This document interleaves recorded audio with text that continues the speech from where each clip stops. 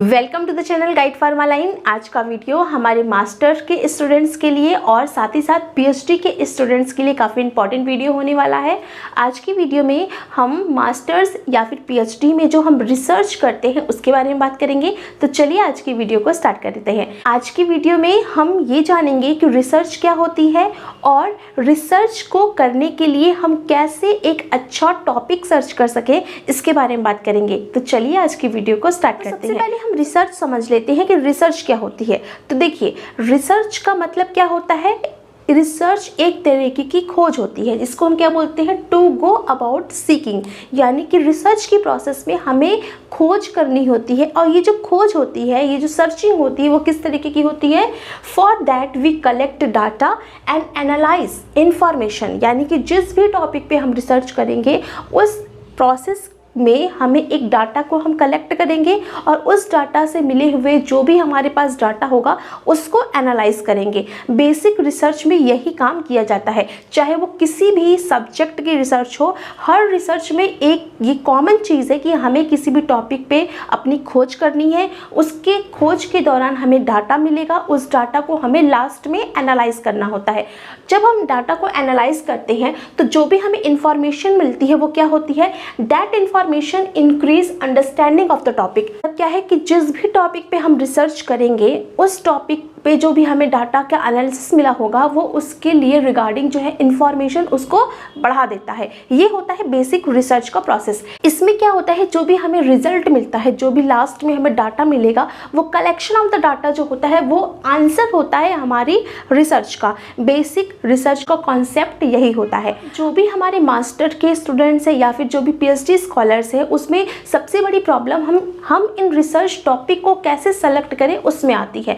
Research topic का selection बहुत ही important role play करता है आपके मास्टर्स की डिग्री के लिए और पीएचडी की डिग्री के लिए। तो जब भी हम रिसर्च टॉपिक को सिलेक्ट करें तो हम किन किन बातों का ध्यान रखें, हम किस तरीके से रिसर्च टॉपिक को सेलेक्ट करें, ये हम देख लेते हैं। तो देखिए, जब भी हम किसी भी टॉपिक पे रिसर्च करते हैं तो जो हमारा सबसे पहला टॉप पॉइंट होता है रिसर्च के लिए टॉपिक सिलेक्शन में, वो ये होता है कि हमारा एरिया ऑफ इंटरेस्ट कैसा है। देखिए, एरिया ऑफ इंटरेस्ट से क्या मतलब है कि जब हम चाहे हम किसी भी ब्रांच के स्टूडेंट्स हों, चाहे हम इकोनॉमिक्स के हों, हिंदी के हों, जूलॉजी के हों, मैथ के हों, फार्मेसी के हों, आयुर्वेदा के हों, किसी भी ब्रांच के हम स्टूडेंट हों, उस टाइम पे हमारा जो रिसर्च है उसमें हमारा एरिया ऑफ इंटरेस्ट क्या है। क्योंकि हम जब मास्टर्स करते हैं अपने, या फिर जब भी हम अपनी पीएचडी की डिग्री करते हैं, तो उसमें हमें कोई तो ऐसा एक टॉपिक जरूर होता है जिसमें हमारा एक इंटरेस्ट डेवलप होता है। तो उस टॉपिक को हमें देखना है कि हम किस टॉपिक पे काम करना चाहते हैं, या फिर हमारा ये कहें कि हमारा इंटरेस्ट किस टॉपिक पे है। अब ऐसा क्यों बोल रहे हैं कि आपको अपने इंटरेस्ट के टॉपिक पे हमेशा पीएचडी करनी चाहिए, क्योंकि जब आप अपने इंटरेस्ट के अकॉर्डिंग टॉपिक को सेलेक्ट करते हैं तो आपको उस काम को करने में बहुत ही अच्छा लगता है। अगर आप कोई ऐसा ही टॉपिक ढूंढ लेंगे जिसमें आपका कोई इंटरेस्ट नहीं है या फिर आपको उसके बारे में कम नॉलेज है और उसको अगर आप ढूंढ लेते हैं, तो उस केस में जब आप क्योंकि हमारी रिसर्च की प्रोसेस काफ़ी लंबी प्रोसेस है, तो उस दौरान आपको डिफ़िकल्टीज आती हैं। आप उस टाइम ड्यूरेशन में उस टॉपिक पे काम करने में आपको इंटरेस्ट नहीं आता, और जब आप अपने काम में इंटरेस्ट नहीं लाएंगे तो आपकी रिसर्च भी अच्छे से फुलफिल नहीं हो पाएगी, अच्छे से वो रिसर्च कैरी आउट नहीं हो पाएगी। तो इसीलिए ये बहुत ज़रूरी है कि आप अपने रिसर्च के लिए अपने इंटरेस्ट का टॉपिक को सेलेक्ट करें। सेकेंड पॉइंट होता है narrow your topic with specific expertise. यानी कि अब जब हमने आपको बोला कि आपका एक इंटरेस्टिंग टॉपिक होना चाहिए, एक आपके इंटरेस्ट का टॉपिक होना चाहिए, तो आपके इंटरेस्ट का जो टॉपिक है उसको भी हमें कंसाइज करना है, उसको भी हमें नैरो करना है। और नैरो किस बिहाफ पे करना है, विद स्पेसिफिक एक्सपर्टीज। यानी कि आपको, जैसे अगर आप मान लीजिए अगर हम फार्मा के स्टूडेंट्स की बात कर रहे हैं, तो अगर कोई स्टूडेंट है उसको कैंसर पे काम करना है, जूलॉजी का कोई स्टूडेंट है उसको कैंसर पे काम करना है, कैंसर सेल्स पे काम करना है। अब कैंसर सेल्स या फिर कैंसर बहुत टाइप्स के होते हैं, तो हम उसके बाद अपने टॉपिक को नैरो करेंगे कि हमें किस कैंसर पे काम करना है, किस एरिया पे काम करना है, किस कैंसर पे काम करना है। तो आपको अपने टॉपिक को शॉर्ट करना है, तो किस कैंसर पे काम करना है, या फिर इसी तरीके से और भी डिपार्टमेंट्स के जो भी ब्रांचेज हैं, तो उसमें अगर आपका जो भी टॉपिक है इंटरेस्ट का, उसके बाद आपको उस टॉपिक में भी एक आपका स्पेसिफिक जोन ढूंढना पड़ेगा कि हमें इस टॉपिक पे काम करना है। इसलिए आपको अपने इंटरेस्टिंग टॉपिक में से भी एक और इंटरेस्टिंग पार्ट्स निकालना पड़ेगा जिस पे आप काम करना चाह रहे हैं। तो इसीलिए हमारा जो टॉपिक होना चाहिए वो इंटरेस्टिंग टॉपिक का नैरो पार्ट होना चाहिए, उसमें एक स्पेसिफिक जोन हमें सेलेक्ट करना चाहिए जिस पे हमें काम करना है। वो कुछ भी हो सकता है। मान लीजिए कोई फार्मेसी का स्टूडेंट है, अब वो किसी प्लांट पे काम करना चाह रहा है, तो प्लांट के भी किस पार्ट पे वो काम करना चाह रहा है, या वो होल प्लांट पे करना चाह रहा है या फिर रूट पे है, स्टेम पे है, बार्क पे है। इसी तरीके से आपको हर सब्जेक्ट वाइज आपको अपना एक नैरो टॉपिक, उस टॉपिक से एक नैरो सेक्शन स्पेसिफाई कर लेना चाहिए अपनी एक्सपर्टीज के अकॉर्डिंग। थर्ड हमारा पॉइंट है इट मस्ट न्यू। देखिए ये ज़रूरी है कि आपका जो भी रिसर्च का टॉपिक है वो न्यू होना चाहिए। अब न्यू का मतलब ये होता है कि जो भी आपका टॉपिक है उस टॉपिक पे बहुत ढेर सारे काम हो चुके हैं, तो आपको जो काम नहीं हुआ है उसको सर्च करना है। मतलब क्या है, अगर वो उस पे काम पहले से ही हो चुका है तो आपने कुछ नया नहीं किया है। और रिसर्च हमेशा ये कहती है कि आपको कुछ नया काम करना है। तो उस केस में आपको जो भी आपका टॉपिक है, जो भी स्पेसिफिक आपने टॉपिक सेलेक्ट किया है, उसमें आप नया क्या कर सकते हैं जो पहले नहीं हुआ है।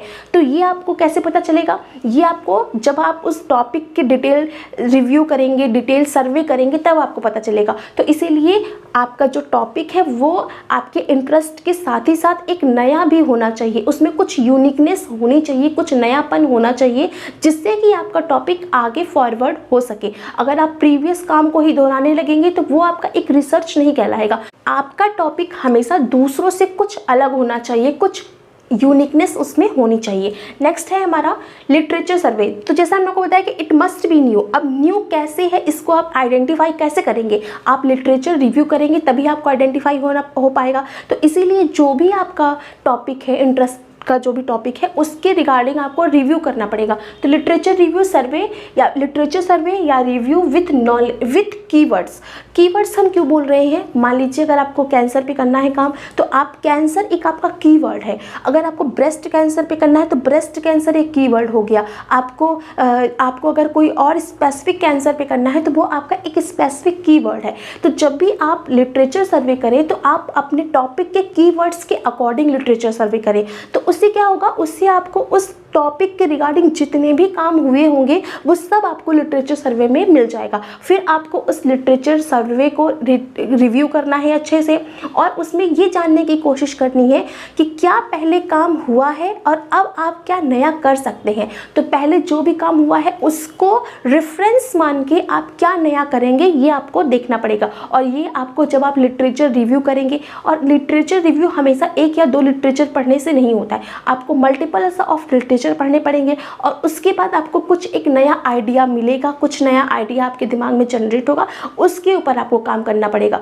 अब देखिए लिटरेचर रिव्यू है उसको हम कहाँ कहाँ कर सकते हैं। तो देखिए इसमें आप लिटरेचर सर्वे के लिए आप जो है साइटों पे जा सकते हैं, जैसे कि पबमेड पे सर्च कर सकते हैं, गूगल स्कॉलर पे सर्च कर सकते हैं, साइंस डायरेक्ट पे सर्च कर सकते हैं। अब इनमें क्या होता है, इनमें कुछ चीज़ें जो पेपर्स होते हैं वो पेड होते हैं, तो पेड होने की वजह से कुछ स्टूडेंट्स उसको नहीं देख पाते हैं। तो उसके लिए आपको अपने या तो गाइड से बात करनी चाहिए या तो आपको किसी इंस्टीट्यूट से बात करनी चाहिए। इसके अलावा आप शोध गंगा या फिर शोध गंगोत्री में भी आप अपने लिटरेचर को सर्वे कर सकते हैं। अब देखिए कुछ इसमें कुछ पबमेड में देखेंगे या फिर गूगल स्कॉलर पे देखेंगे तो आपको कुछ पेपर्स आपको पेड मिलते हैं। तो शोध गंगा या फिर शोध गंगोत्री में आपको पेपर जो है वो फ्री ऑफ कॉस्ट मिल जाता है। तो वहाँ पर आप अपने चॉइस के अकॉर्डिंग अपना लिटरेचर सर्वे कर सकते हैं। पेपर डाउनलोड करिए, उसको अच्छे से स्टडी करिए, फिर अपना एक टॉपिक देखिए कि आपको क्या काम करना है, किस तरीके से काम करना है। इसके बाद जब आप लिटरेचर सर्वे करते हैं तो उसमें क्या होता है, उस लिटरेचर सर्वे करने के दौरान आपको कुछ आंसर्स मिलेंगे।